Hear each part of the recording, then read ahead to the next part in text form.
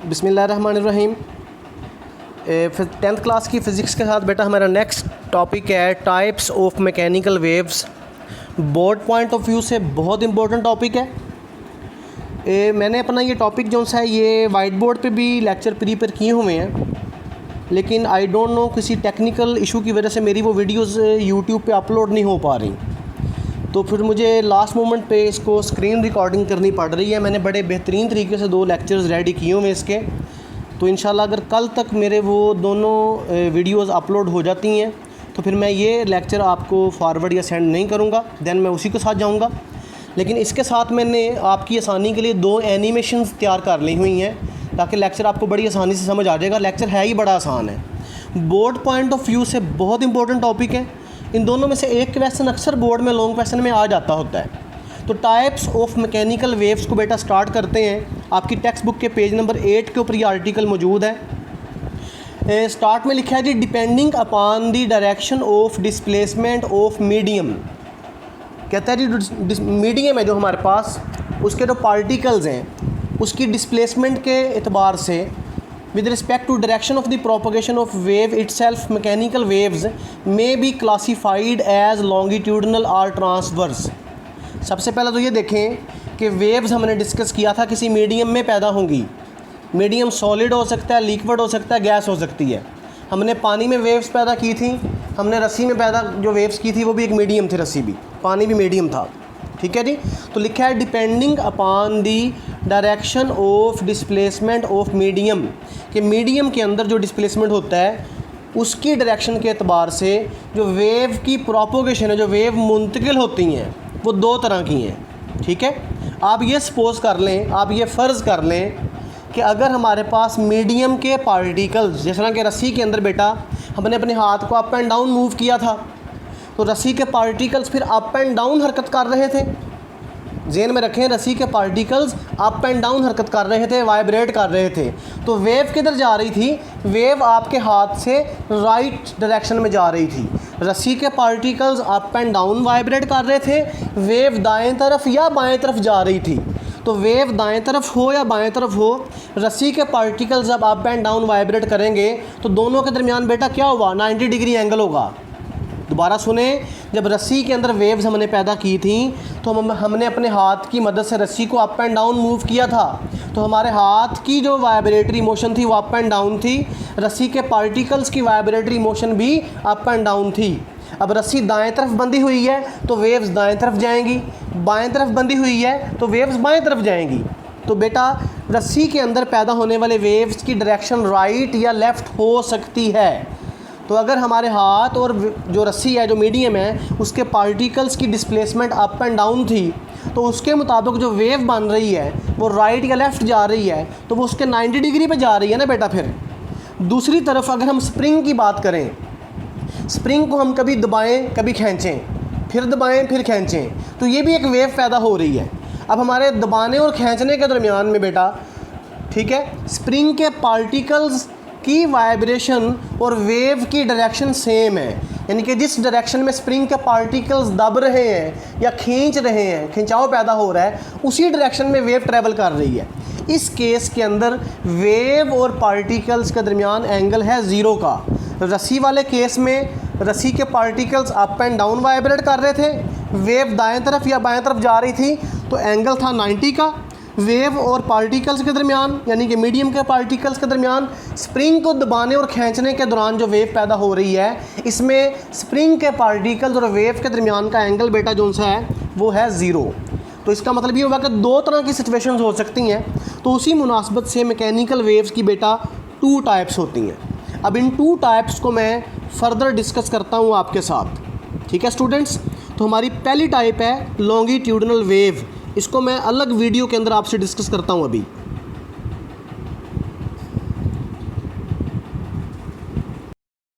ले स्टूडेंट्स, हमारा पहला जो लॉन्ग क्वेश्चन स्टार्ट हो रहा है। अगर आपको बोर्ड में लॉन्ग क्वेश्चन आ जाए लॉन्गिट्यूडनल वेव्स, इसका दूसरा नाम कंप्रेशनल वेव्स भी है। ठीक है बेटा। तो फिर भी आपने depending upon the direction of displacement यहाँ से लिखना शुरू करना है। ठीक है। लेकिन अगर आप थोड़ा सा शॉर्ट करना चाहते हैं इसको, कुछ स्टूडेंट्स होते हैं वो टू दी पॉइंट लिखना चाहते हैं, तो उसके लिए फिर आपने जो सेकंड पैराग्राफ आपको पेज नंबर 8 पे नज़र आ रहा है, यहाँ से स्टार्ट करना है बेटा। Longitudinal waves can be produced on a spring, एक स्प्रिंग में हमने पैदा करनी है। जो मैं इसके साथ आपको एक वीडियो भेजूँगा आपकी आसानी के लिए, वो भी स्प्रिंग के साथ मैंने बनाई है। ठीक है स्टूडेंट्स। अब स्प्रिंग को साइंटिफिकली कहते हैं स्लिंकी। तो आपने स्लिंकी वर्ड से घबराना नहीं है, कंफ्यूज नहीं होना। स्प्रिंग के लिए साइंटिफिक नेम स्लिंकी होता है। तो वो ये कह रहा है कि हम एक स्प्रिंग में लॉन्गिट्यूडनल यानी कि कंप्रेशनल वेव्स पैदा कर सकते हैं। Placed on a smooth floor or a long bench. एक स्प्रिंग है जो एक स्मूथ फ्लोर, एक फर्श पे पड़ा हुआ है या एक बेंच के ऊपर पड़ा हुआ है, और एक एंड उसका फिक्स है और एक एंड उसका फ्री है, उसमें हमने वेव्स पैदा करनी है। कहता है जी fix one end of the slinky with a rigid support. Spring का एक एंड एक रिजिड सपोर्ट के साथ बांध दें। And hold the other end into your hand, और दूसरा एंड अपने हाथ में पकड़ें। Now give it a regular push and pull. देखें वो बेंच पे पड़ा हुआ है, फ्री एंड आपके हाथ में है। पुश एंड पुल करें, उसको कभी आगे की तरफ धकेलें, कभी वापस खींचें। तो जब आप आगे की तरफ धकेलोगे बेटा, तो आपके हाथ के दबाव की वजह से, फोर्स की वजह से स्प्रिंग के लूप्स जो उसके चक्कर हैं वो करीब करीब आना शुरू हो जाएंगे, दबाव बढ़ना शुरू होगा। जब आप वापस खींचोगे तो खिंचाव की वजह से स्प्रिंग के लूप्स के दरमियान में फासला बढ़ना शुरू हो जाएगा, वो खुलना शुरू हो जाएंगे। कॉमन सेंस की बेटा बात है। अज्यूम करें, फ़र्ज़ करें कि आप एक स्प्रिंग को दबा रहे हैं। जब दबा रहे हैं बेटा तो उसके पार्टिकल्स, उसके लूप्स, उसके चक्कर करीब करीब आ रहे हैं। सपोज करें आप स्प्रिंग को खींच रहे हैं, खोल रहे हैं, तो उसके पार्टिकल्स, उसके लूप्स जो हैं वो दूर दूर जा रहे हैं। ठीक है जी। तो now give it a regular push and pull quickly in the direction of its length. जो उसकी लंबाई है, उसकी लंबाई के साथ साथ आपने मुसलसल लगातार उसको रेगुलरली तेज़ी के साथ पुश और पुल करना है। नीचे आपको 4 डायग्राम्स नज़र आ रही हैं। पहली डायग्राम, अभी आपने इनिशियली स्प्रिंग को बांधा है। राइट साइड के ऊपर आपको एक सपोर्ट नज़र आ रही है, लेफ़्ट साइड पे आपको अपना हाथ नज़र आ रहा है, हैंड नज़र आ रहा है। ऊपर लिखा है मूवमेंट ऑफ द हैंड। तो हैंड की मूवमेंट नोट करें, एरो दोनों साइड पर लगा हुआ है ग्रीन कलर का। कभी आपने हाथ को आगे की तरफ लेके जाना है, कभी पीछे की तरफ लेके आना है। अगली डायग्राम में आ जाए, जब आप हाथ को आगे की तरफ लेके जाएंगे तो उसने क्या लिखा ऊपर, direction of the wave travel. बेटा वेव क्या होता है? वेव एक डिस्टर्बेंस है। जब आप हाथ को आगे की तरफ लेके जा रहे हो तो क्या कर रहे हो? आप स्प्रिंग के पार्टिकल्स को डिस्टर्ब कर रहे हो। स्प्रिंग क्या है? मीडियम है, सॉलिड है। आप उस सॉलिड के पार्टिकल्स को डिस्टर्ब कर रहे हैं। किस तरह डिस्टर्ब कर रहे हैं? स्प्रिंग अपनी नॉर्मल पोजीशन पे था, आप जब हाथ को आगे लेके जा रहे हैं तो आप स्प्रिंग के पार्टिकल्स को दबा रहे हैं। अब वो पहले से ज़्यादा करीब करीब आना शुरू हो जाएंगे। तो अगर आप डायग्राम में थोड़ा सा देखें तो आपको सेकंड वाली जो डायग्राम है नीचे की तरफ, जो है सेकंड ऊपर से नीचे की तरफ, उसमें आपको शुरू वाले 3 या 4 लूप्स करीब करीब नज़र आ रहे हैं। वो जो लूप्स के हैं वो चक्कर जो से उसके हैं, जबकि आगे वाले लूप्स नॉर्मल हैं। पहली वाली डायग्राम में लूप्स के दरमियान फासला देख लें और सेकंड वाली डायग्राम में देख लें। सेकंड वाली डायग्राम में पहले 4 लूप्स करीब हैं, जबकि आगे वाले वो नॉर्मल हैं। और ऊपर लिखा हुआ है direction of the wave travel. तो वेव किधर ट्रैवल कर रही है? आपके हाथ से दाएं जानब। नीचे क्या लिखा हुआ है? Displacement of the particles. Particles किधर डिस्प्लेस कर रहे हैं? वो भी दाएं जानब। तो मैंने अभी आपको क्या बताया था, पिछले जो मैंने आपको शॉर्ट क्लिप भेजा उसमें क्या बताया था कि वेव की डायरेक्शन और डिस्प्लेसमेंट की डायरेक्शन सेम है, इनके दरमियान एंगल 0 है। तो लॉन्गिट्यूडनल वेव्स में, जिन्हें हम कंप्रेशनल वेव्स भी कहते हैं, वेव की डायरेक्शन और पार्टिकल्स की डिस्प्लेसमेंट सेम होती है, 0 एंगल के ऊपर होती है। तीसरी डायग्राम के ऊपर आ जाए। तीसरी डायग्राम में आप गौर करें तो सेकंड डायग्राम के अंदर जो स्टार्ट में लूप के पार्टिकल्स करीब करीब थे, तीसरी वाली डायग्राम में अब वो थोड़ा सा दरमियान में आ चुके हैं। यानी कि वो जो डिस्टर्बेंस आपके हाथ के करीब बना था, तीसरे वाली डायग्राम में वो बिल्कुल मिड तक पहुंच चुका है। जबकि उस डिस्टर्बेंस के पीछे वाले और आगे वाले जो लूप्स हैं स्प्रिंग के, उनको ज़रा गौर कर लें, उनकी लंबाई, उनके दरमियान का जो गैप है, फासले हैं, वो ज़्यादा हैं। बिल्कुल पहली वाली डायग्राम की तरह वो नॉर्मल पोजीशन पे हैं। जबकि तीसरी वाली डायग्राम के अंदर दरमियान वाले जो 4 या 5 आपको लूप्स नज़र आ रहे हैं वो करीब करीब हैं। तो सेकंड डायग्राम में वो करीब करीब वाला पोर्शन आपके हाथ के बिल्कुल करीब था, जबकि थर्ड डायग्राम में वो आपके हाथ से दूर हो गया।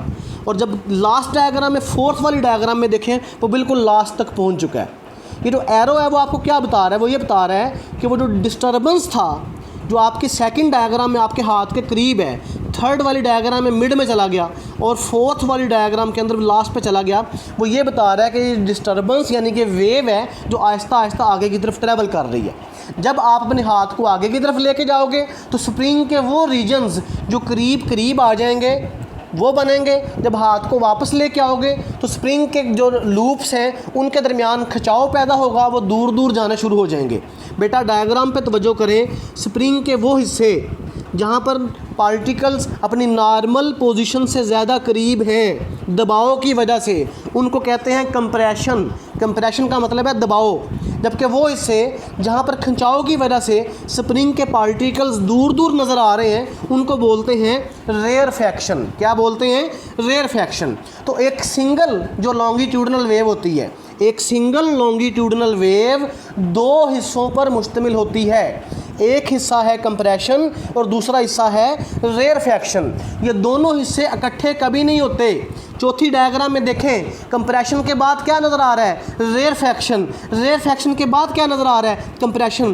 कभी भी दो कंप्रेशन इकट्ठे नहीं होंगे, कभी भी दो रेयरफैक्शन इकट्ठे नहीं होंगे।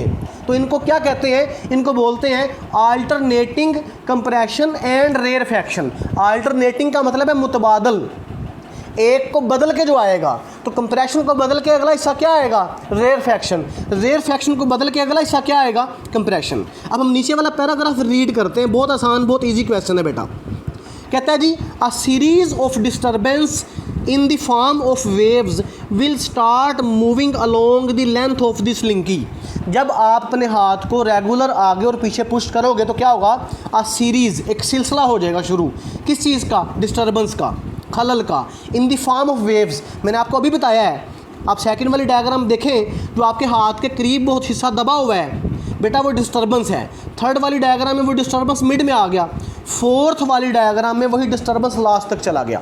तो जब आप हाथ को तेज़ी के साथ आगे और पीछे मूव कर रहे हो बेटा, तो एक डिस्टर्बेंस पैदा हो रही है। एक डिस्टर्बेंस का ना रुकने वाला सीरीज़ यानी कि सिलसिला शुरू हो जाता है। सच अ वेव, ऐसी वेव कंसिस्ट्स ऑफ रीजन्स, जो ऐसे इलाकों पर मुश्तमिल होती है, कॉल्ड कंप्रेशंस, जिनको कंप्रेशंस कहा जाता है। अब कंप्रेशंस की तारीफ देख लें, where the loops of spring are close together. ये इस पैराग्राफ के ऊपर आपको डायग्राम नज़र आ रही है, जहाँ पर स्प्रिंग के लूप्स करीब करीब हैं, वो हिस्से क्या कहलाते हैं? कंप्रेशंस। कंप्रेशंस की डेफिनेशन आपको अलग भी आ सकती है। जब आपको अलग से कंप्रेशन की डेफिनेशन आएगी तो क्या लिखेंगे? आप लिखेंगे in longitudinal waves the regions in which the loops of spring are close together are called compressions. जबकि आगे क्या लिखा उसने? अल्टरनेटिंग। अल्टरनेटिंग मीन मुतबादल, उसकी जगह पे जो आता है, विद रीजन्स कॉल्ड रेयरफैक्शंस, यानी कि एक्सपेंशंस भी कहते हैं इसको।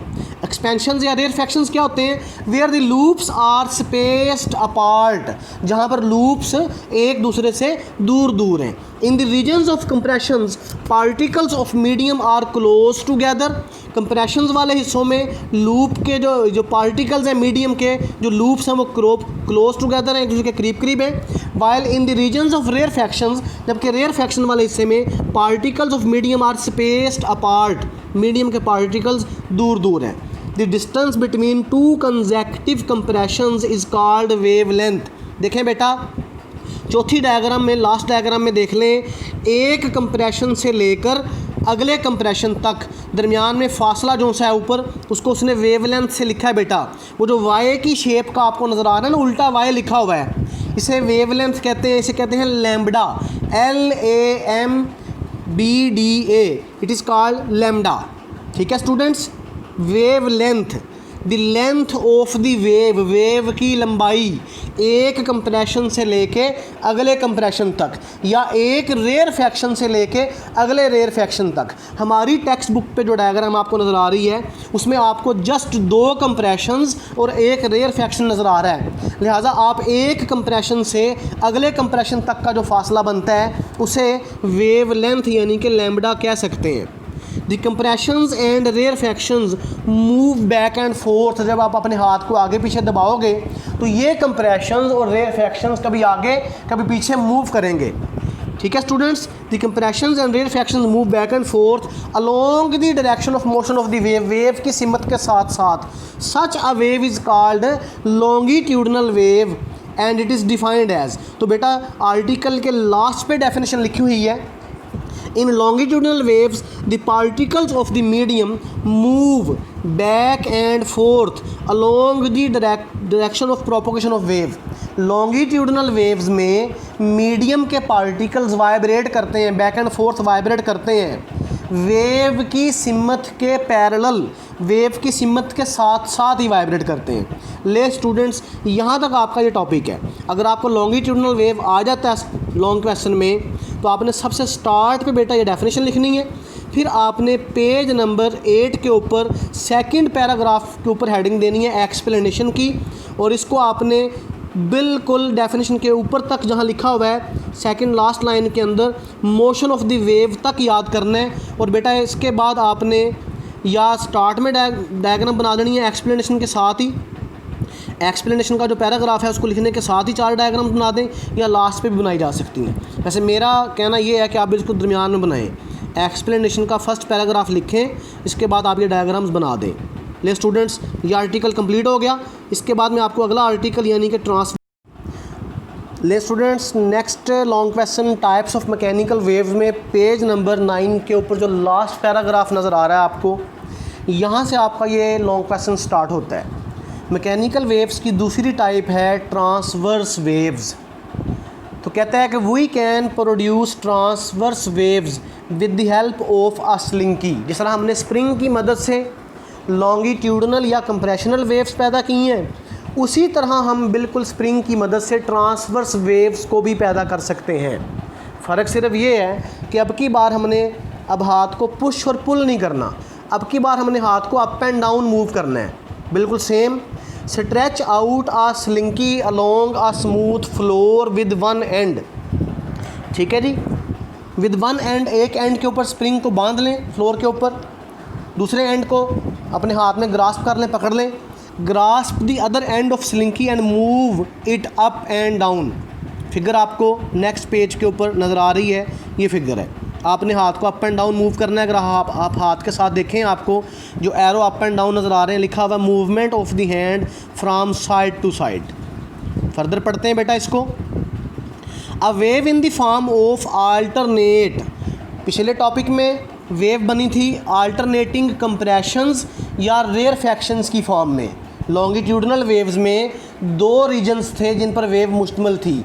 एक single longitudinal wave 2 alternating parts पर मुश्तमिल होती है। एक पार्ट को बोलते हैं कंप्रेशन, दूसरे को बोलते हैं रेयरफैक्शन। सिमिलरली एक सिंगल जो ट्रांसवर्स वेव है उसके मतलब लिखा है a wave in the form of alternate crests and troughs will start travelling towards the fix end. इसके लिए भी मैं एक एनिमेशन वीडियो आपको साथ दूंगा, तो आपको बड़े अच्छे तरीके से उसकी भी समझ आ जाएगी। तो यहाँ पर क्या है जी, एक जो सिंगल ट्रांसवर्स वेव है वो क्रस्ट्स और ट्रफ्स की फॉर्म में बनती है। यानी कि एक सिंगल ट्रांसवर्स वेव में 2 हिस्से होते हैं, 2 अल्टरनेटिंग हिस्से होते हैं। एक को क्रेस्ट बोलते हैं, एक को ट्रफ बोलते हैं। The crests are the highest points while the troughs are the lowest points of the particles of the medium from the mean position। में आपको पहले डायग्राम दिखाता हूँ पेज नंबर 10 पे। जब आप हाथ को अप एंड डाउन मूव करोगे तो आपके हाथ के ऊपर जाने के साथ स्प्रिंग के वो हिस्से जो ऊपर चले जाते हैं, ठीक है, उसके साथ देखें ब्लू कलर में क्रेस्ट लिखा हुआ है, जबकि स्प्रिंग के वो हिस्से जो मीन पोजीशन से नीचे चले जाते हैं उनके साथ ट्रफ लिखा हुआ है। तो बेटा क्रस्ट के बाद अगला हिस्सा देख लें, नीचे ट्रफ है, और ट्रफ के बाद अगला हिस्सा ऊपर वाला क्रस्ट है। क्रस्ट के बाद अगला नीचे वाला हिस्सा ट्रफ है, ट्रफ के बाद अगला ऊपर वाला हिस्सा क्रस्ट है। कभी भी 2 क्रस्ट और 2 ट्रफ बेटा इकट्ठे नहीं आ सकते। स्टूडेंट्स, जब आप हाथ को तेज़ी के साथ अप एंड डाउन मूव करेंगे तो जिस लम्हे आपका हाथ ऊपर गया है स्प्रिंग के पार्टिकल्स भी ऊपर चले गए मीन पोजीशन से, क्रस्ट बन गया। जब आपका हाथ नीचे आएगा स्प्रिंग के पार्टिकल्स नीचे आ जाएंगे मीन पोजीशन से वाइब्रेट करने के दौरान, तो वो हिस्सा बन जाएगा ट्रफ। तो इस तरह से क्रस्ट और ट्रफ की फॉर्म में ये वेव बनेगी और आपके हाथ से शुरू होके जिस जगह पर स्प्रिंग बंधा हुआ है वहाँ पर जाकर ये वेव ख़त्म हो जाएगी। The distance between 2 consecutive crests or trough is called wavelength। पिछले टॉपिक में हमने पढ़ा था 2 कंप्रेशंस या दो रेयर फैक्शंस के दरमियान का फासला वेवलेंथ कहलाता है। जबकि यहाँ पर क्या है, दो लगातार आने वाले क्रेस्ट्स, अगर आपको नज़र आ रहा है ब्लैक कलर में लैम्डा वो बना हुआ है वाई की शेप में, एक क्रस्ट जो ऊपर ऊंचा हुआ हिस्सा है, उभरा हुआ हिस्सा है, वहाँ से लेके अगला जो उभरा हुआ हिस्सा है क्रस्ट, इसके दरमियान का जो फासला है बेटा वो लैम्डा यानी कि वेवलेंथ कहलाएगा। इसी तरह नीचे आपको दो ट्रफ्स नज़र आ रहे हैं, एक ट्रफ से लेकर अगले ट्रफ तक दरमियान का फासला भी बेटा वेवलेंथ ही कहलाता है। The crests and troughs move perpendicular to direction of the wave. पिछले टॉपिक में क्या था, कंप्रेशंस और रेयरफैक्शंस उसी डायरेक्शन में वाइब्रेट करते थे आगे पीछे जिस डायरेक्शन में वेव जा रही थी। जबकि यहाँ पर क्या है, क्रस्ट और ट्रफ वेव की डायरेक्शन के परपेंडिकुलर वाइब्रेट कर रहे हैं, उसके 90 डिग्री पे वेव जा रही है आपके हाथ से फिक्स स्पॉट की तरफ। ऊपर देख लें वेव मूवमेंट लिखा हुआ है, एरो बना हुआ है रेड कलर में, आपके हाथ से लेकर फिक्स स्पॉट तक जा रही है सीधी, यानी कि आपके हाथ के वो राइट साइड पे जा रही है। जबकि particles up and down crust और ट्रफ की फॉर्म में वाइब्रेट कर रहे हैं, तो इसका मतलब ये हुआ कि इनके दरमियान 90 डिग्री है। तो बेटा इसकी डेफिनेशन बड़ी सिंपल सी है, इन case of transverse waves the vibratory motion of particles of the medium, यानी कि जो मीडियम है वो मीडियम क्या है, यहाँ पर स्प्रिंग है, स्प्रिंग के पार्टिकल्स की जो वाइब्रेटरी मोशन है वो क्या है, इज़ परपेंडिकुलर। वो क्या है, परपेंडिकुलर है। किसके लिहाज से परपेंडिकुलर है, to the direction of propagation of wave, जिस डायरेक्शन में वेव जा रही है उसके लिहाज से परपेंडिकुलर है। ले स्टूडेंट्स, ये टॉपिक भी कंप्लीट हुआ। अगर आपको ये वाला हिस्सा लॉन्ग में आ जाए, बहुत इंपॉर्टेंट है ये भी, तो मेरा बेटा आपने इसको स्टार्ट करना है पेज नंबर 9 पे, लास्ट पैराग्राफ जहाँ से नज़र आ रहा है, ठीक है। इसके ऊपर आपने डेफिनेशन लिखनी है।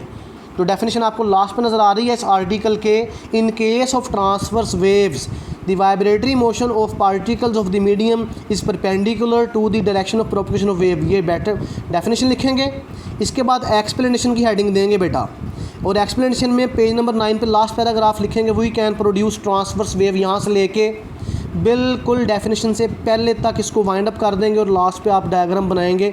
डायग्राम के साथ जो जो चीज़ें लिखी हैं बेटा वो आपने लिखनी है, बनानी है। स्टूडेंट्स, ये हमारा आज का टॉपिक था, कंप्लीट हो गया। अल्लाह हाफिज़।